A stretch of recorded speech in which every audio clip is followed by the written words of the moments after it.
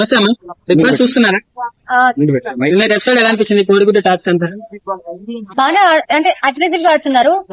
రెండు క్లాన్స్ లో Abhay Naveen clan give up ఇచ్చేసింది.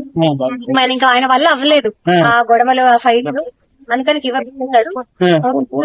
నిన్నటి గేమ్ లో లక్ష్మీతో కూడా ఎలా ఆడిందమ్మా? అంటే కొంచెం ఫైర్ గా ఆడారు కదా.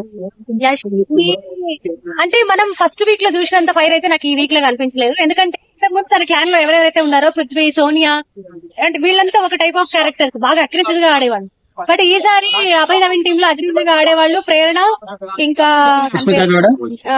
యష్మి, వీళ్ళిద్దరే కొంచెం అరుస్తున్నారు, అగ్రెసివ్ గా ఆడుతున్నారు తప్పితే ఈసారి లాస్ట్ వీక్ ఉన్నంత అయితే ఏం లేదు, అంత ఫైర్ లేదు. ప్రేరణ నాకు ఎందుకు ఈ వీక్ వెళ్ళిపోతా అనిపిస్తుంది. పాపం వాళ్ళ ఫ్యామిలీ వాళ్ళు ఎక్కువ బాగాలేదండి. మేబీ ఇప్పుడున్న నామినేషన్స్ లో ప్రేరణ పంపిస్తారేమో అని అనుకుంటున్నాను.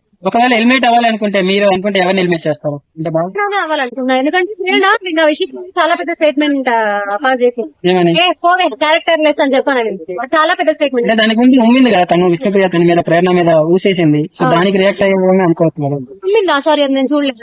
అది నాకు తెలియదు. లైవ్ లో వచ్చింది అది నేను చూడలేదు. ఉమ్మిన సంగతి నాకు తెలియదు. బట్ ఒక క్యారెక్టర్ లెస్ అనేది అది చాలా పెద్దవాడు. ఎందుకంటే షోన్ అంత మంది చూస్తారు, ఇట్లా అనడం కరెక్ట్ కాదు అని.